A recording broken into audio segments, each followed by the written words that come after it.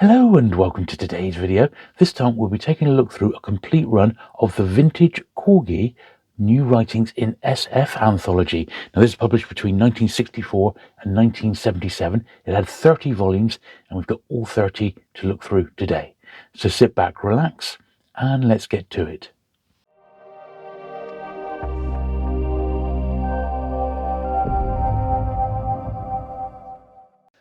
Okay, so here's the very first volume, and it's a Corgi one here, New Writings in SF #1. Now, it didn't include that many stories. If you have a look here, and apart from Brian Aldiss, the other names aren't as perhaps as high profile. But these were new books, and it does say Dobson Book Edition, published 1964, the Corgi edition, which is this paperback, the same year. And most of them had a hardback run. In fact, I think the whole series had hardback runs, but ironically, some of them came out in paperback before the hardback.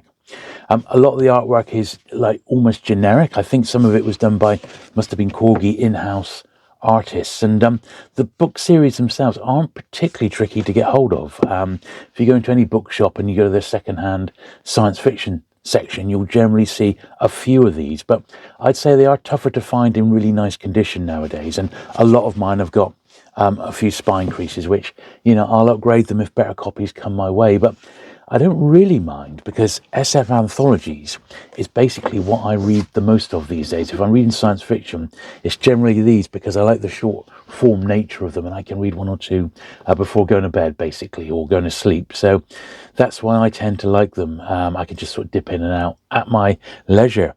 But yeah, so a few facts then. So New Writings in SF was a series of 30 British science fiction original anthologies published from 1964 to 1977 under the successive editorships of John Carnell, and he did it from 1964 to 1972, with the last volume with the aid of Diane Lloyd, and then Kenneth Bulmer, and he edited it from 73 to 1977.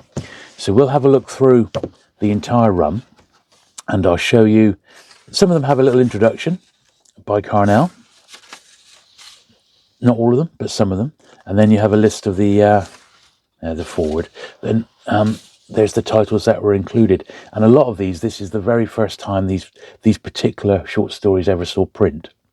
And over the course of its 30-volume series, you do get to see, well, all the big names had at least one story published, but some of them had multiple. There's volume 3 here, and volume 4. Now, the series was actually issued quarterly for the first 9 volumes, but could not sustain this pace thereafter. And successive issues were released at somewhat irregular intervals, with as few as 1 and as many as 5 volumes appearing in any given year. So this one's at 1965 for the paperback, for number 3. Here's the contents there, just so you can see if there's something that you might want to track down. But I would suggest, if you'd like a little bit of a fun challenge, that getting a set of these together is not too difficult. So some bigger names in this one here in number 4, including, I see, a Keith Roberts, which is a Sublim, and Starlight by Asimov there.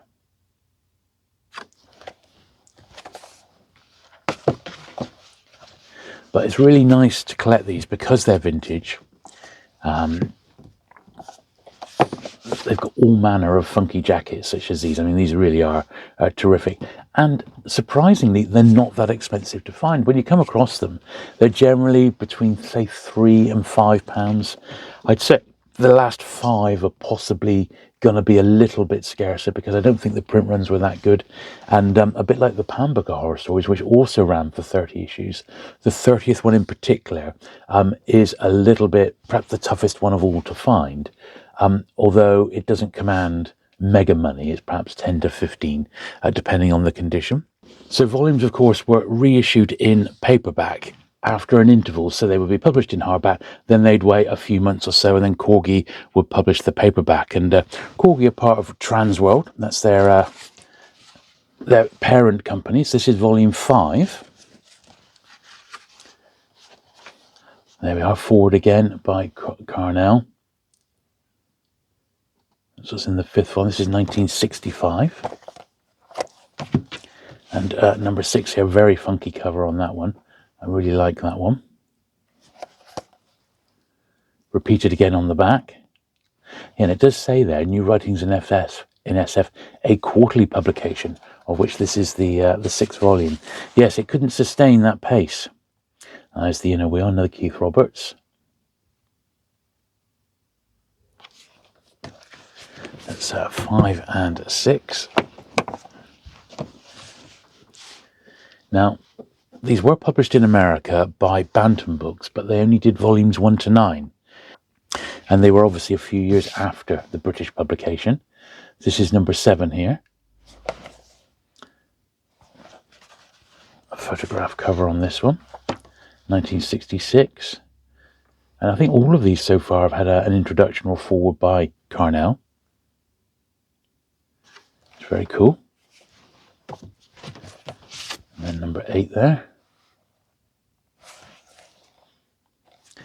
Got a bit of wear on that one there. That'll be on the old upgrade list. I said they do turn up. I picked up a decent batch of these to start me off in Hay on Wye at the which was the bookshop. I don't think it was the cinema one. I might have picked up a few in the cinema bookshop, but they were only like $2.99, something like that. So they weren't expensive.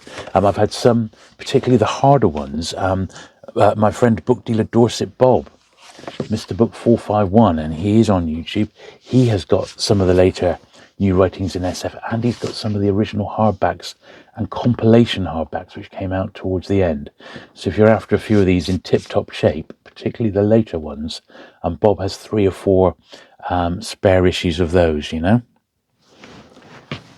Now, a little bit more about the American editions as we look at number 9 here. So the contents of Bantam volumes 7 to 9 diverged from their British counterparts, and they consisted of repackaged selections from volumes 7 to 15 of the original series. Bantam did not continue its series beyond volume 9, and there was no American publication for the remaining volumes of the original series. So there we are. So those last 2 American ones are a unique sort of collection. Here we are. So that's the contents of number 9. Number 10 here. Keeping the same sort of format. Another one with an oldest in there. This is 1966 for those 2. So numbers 11 and 12, a bit of a departure in the cover design. This is the last of the sort of older style, and then it moves on. Corgi have got the new logo there, and the actual look and the logo has changed now, so it's actually gone up a little bit more funky, I guess, to keep in with the times. And it does say, it does feature a story. So this one featuring The Wall to End the World by Vincent King. This one here featuring Vertigo by James White. I particularly like that cover with Man in Space. This is the year of the space race and Man on the Moon. Or Getting to the Moon. So this number 11 here was 1967. And this one doesn't have the hardback printed in front of it, so I suspect that this came out before the hardback. And there we are. That's the stories that were inside that one. So the stated aim of the series was to be a new departure in the science fiction field, to consist of new stories written especially for the series by international authors, both established and new. And that sort of sums it up. Number 12 here. 1968 now. There's an M. John Harrison in there. And these are just the sort of thing, if you're looking for a quick SF hit, pick one of these up and dive in and take one at random, and you could be very well rewarded.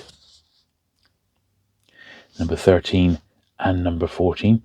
Once again, a lot more funkier, these particular covers, typical of sort of the late 60s period, and I really, really love it. Now, John Carnell, the editor, had previously edited the magazine's New Worlds and Science Fantasy from Nova. That's 2 of my all-time favourite pulps. I don't massively collect pulps just because of the space, but if I went hardcore, I think it would be New Worlds and Science Fantasy as the 2 I'd pick up. There we are. That's the contents of that one. Another M. John Harrison in there. A Cybounds as well. 1968 again. Very, very funky cover. Can't see an artist's credit on this one, although a friend of mine did say that Josh Kirby did at least one of these, so it might be that one, I don't know. But I haven't seen any signatures on these. This is a bit more funky and risque, shall we say, for number 14. So each volume of New Writings in SF can be seen as a continuation of Carnell's magazine work and editorship, and his more conservative choices are contrasting with the more radical direction that New Worlds in particular followed in its subsequent years. Well, that's a pretty good point. There's not a massive amount written about the New Writings in SF series online, but I did come across a fantastic blog post by a chap, so I'll mention that again at the end, and I'll pop a little link to it because that particular author's gone into massive detail with all the different stories. He's read the whole lot right through, and he gives a really good critique of it. So I'll, if you're looking for a bit more about these, then I'll definitely link to that one. And here's number 15. Now, the first 20 volumes included a foreword by Carnell, and the 21st by Diane Lloyd, and the 22nd through to the 30th, of course, by Kenneth Bulmer. This is 1969. So stories in there. Therapy 2000 by Keith Roberts in there, and Michael Coney. Christopher Priest, look, The Interrogator. Nice early piece by him. And then number 16 here. Another very, very funky cover.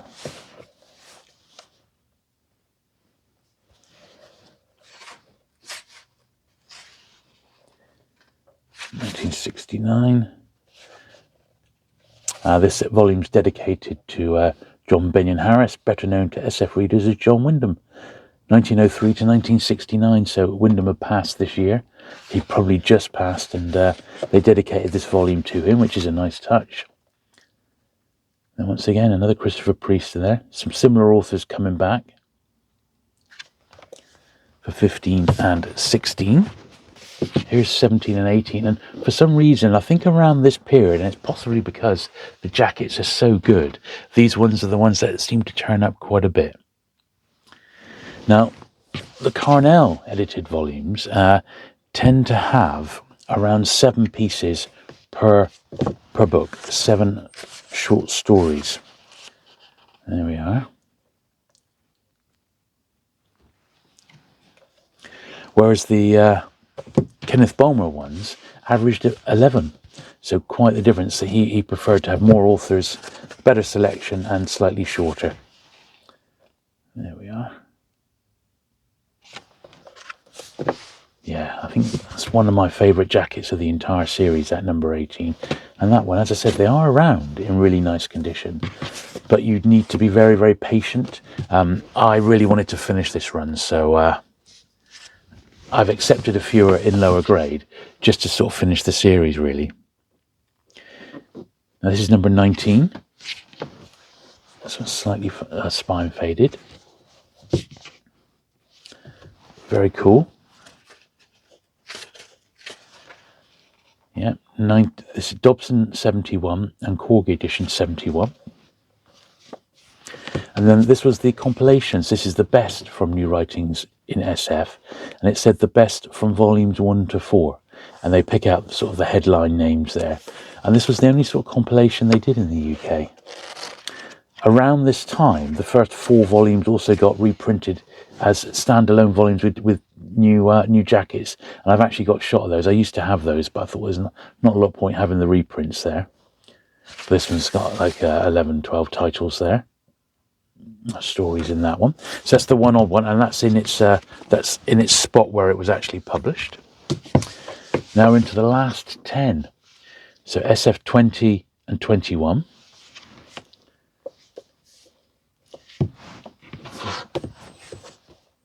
Beautiful wraparound cover on that particular one.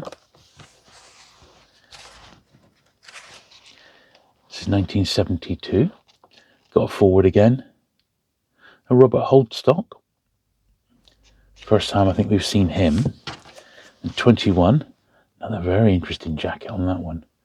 Very, very cool.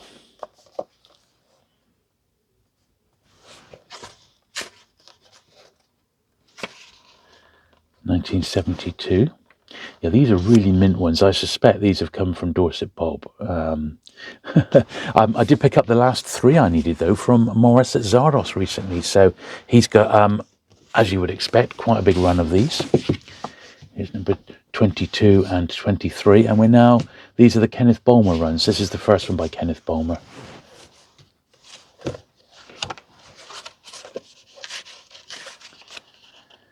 And in memory of Edward John Carnell, so he just passed, which is why he didn't continue editing the series.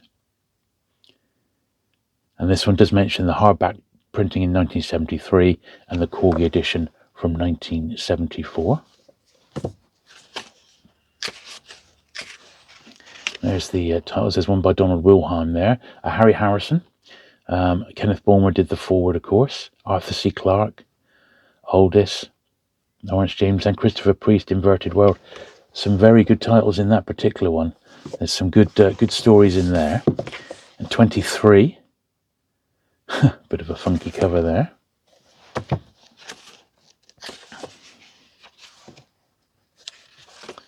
(1975) for the paperback. Here we are. And Keith Roberts there again. Ted Tubb, Brian Aldiss. Yeah. Barrington Bailey. I think Aldiss has been probably the most featured author of all.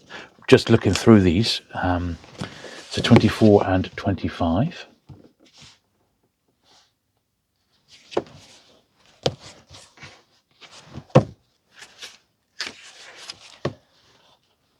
Yeah, forward again. Jerry Wilder. Aldiss yet again. This one's at 1975.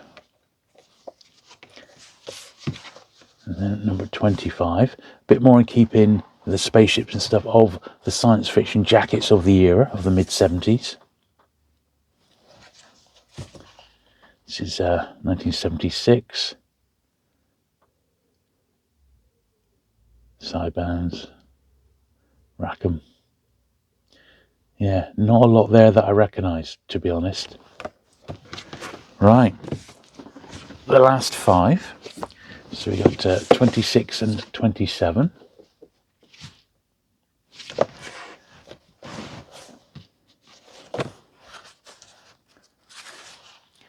This is 1976 for this one. It's got a Christopher Priest one there. Aldous. Murders by Ramsey Campbell. Interesting. Early one by him. Ian Watson. I know my friend Steve, the Outlaw bookseller, has got some of these in hardback. I'm not sure if he's trying to get them all because they are very, very tough in hardback to get, but I know he likes a challenge. New ones there for 27. Once again, not a single one of these has had a cover artist credited, and I couldn't find much online. Here we are. This is 1977. Michael Coney again. Keith Wells, another Aldous. Dave Langford, look, Heatwave by Dave Langford. Colin Cat. Very cool. Now, these 28, 29 and 30 are quite tough to track down. So these are the ones you might struggle a little bit to find. But as I said, I think at the moment, Dorset Bob has got a little stock of these. Here's number 28, the last few in the series. And I guess sales, it's sort of dropped off at this point, The paper that these are printed on is very, very poor quality. It reminds me of New English Library from this period, and it's just like recycled and it's cheap. So consequently, the copies have aged not too well, unfortunately. At 1977 for this one. And interestingly, I can't see in the contents page an introduction by Ken Bulmer on this one. There's a Robert Holdstock there. Aldous yet again, Ted Tubb. Number 28, 29, and a really nice jacket there.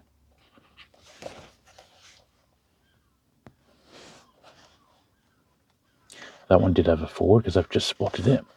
This is published 78. Yeah, they mentioned the forward there. This oldest, a Ted Tubb. Charles Partington. Then the very last one, which is arguably the toughest of them all, excluding the hardbacks, of course, is this one. Great jacket on it again. Very, very nice. Some sort of spaceport or something going on there. Here we are, 8 completely new, never before published science fiction stories. There's no mention in here that this was going to be the last volume, but I guess faltering sales is what caused it to fold. Yeah, copyright 77. Forward there. And then we got Keith Roberts again, a Brian Aldiss, Ted Tubb, Chris Morgan, Ian Smith. And there we are. Now, the great website to have a look at is by a chap called Andrew Darlington, and it's basically a blog post. So if you want a really detailed review of everyone, he's read all the stories and rated them. All the covers are reproduced. Yeah, Andrew Darlington's sort of blog spot. So I shall have a link to that one in the description down below if you want to go and take a look. But there we are. So I think they are a fun series to collect. They're not overly expensive, and yeah, definitely, an attainable series since there's just 30 of them. If you enjoyed today's video, do please give it that thumbs up. Do please hit the subscribe button if you've not already for regular vintage science fiction content, and I'll look forward to seeing you again very soon.